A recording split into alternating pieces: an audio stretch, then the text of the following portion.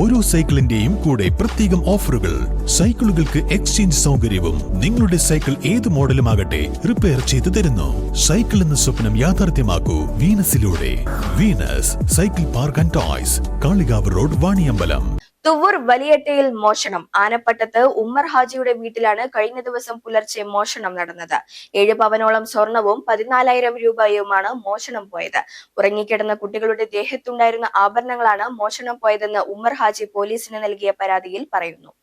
വീടിനോട് ചേർന്ന മരം വഴി മുകൾ നിലയിൽ കയറിയ മോഷ്ടാവ് മുൻഭാഗത്തെ വാതിൽ കുറ്റി പൊട്ടിച്ചാണ് അകത്ത് പ്രവേശിച്ചത്.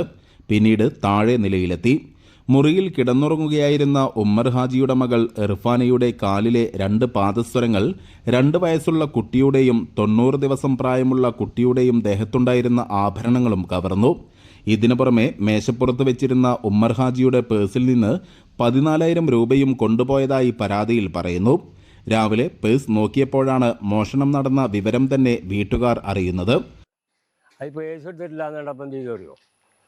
പിന്നെ ഇങ്ങോട്ട് തന്നെ വന്ന് മഴ കൊണ്ടിട്ട് നിങ്ങൾക്ക് ഫോൺ ചെയ്ത് ഇങ്ങോട്ടുള്ള ബോളിച്ചിട്ട് ഇങ്ങോട്ട് കേൾക്കണില്ല, അത്ര വലിയ മഴ. അതിലിവിടെ വന്നിങ്ങാണ്ട് നോക്കുമ്പോൾ പേഴ്സിലെ പൈസ അല്ല. അതിൽ സംശയത്തിൽ എന്താ സംഭവിച്ചെന്ന് മനസ്സിലായി. അതിൽ പെണ്ണുങ്ങൾ ഓളെ വിളിച്ചു, മകളെ വിളിച്ചു. ഇങ്ങനെ ഇപ്പാൻ്റെ പൈസ എടുത്തേക്കണോ? ഞാൻ ഇപ്പാൻ്റെ പൈസ ഒന്നും എടുത്തിട്ടില്ല കാരണം അതിൽ ഞങ്ങളങ്ങനെ സംശയപ്പെട്ട് നിന്നപ്പോൾ ഓളെന്ത് ചെയ്തു അറിയോ? ബാത്റൂമിൽ പോയാണ് മൂത്രം വെച്ച് വരുമ്പോൾ അവളെ കാൽമക്ക് നോക്കുമ്പോൾ കാൽമ പാൽസരം രണ്ടുമില്ല. എൻ്റെ പാൽസരം പോയി കള്ളോർന്നു. പിന്നെ കുട്ടിയാളതും ഇല്ല, കുട്ടിയാളതും പോയിക്കണം. അങ്ങനെയൊക്കെയാണ് സംഭവിച്ചിരിക്കുന്നത്. കുട്ടിയാളൊരു വള വെട്ടിയതുണ്ട്, അത് എടുത്തിട്ടില്ല.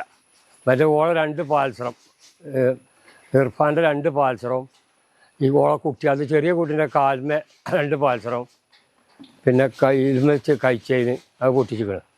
പിന്നെ വലിയ കുട്ടീൻ്റെത്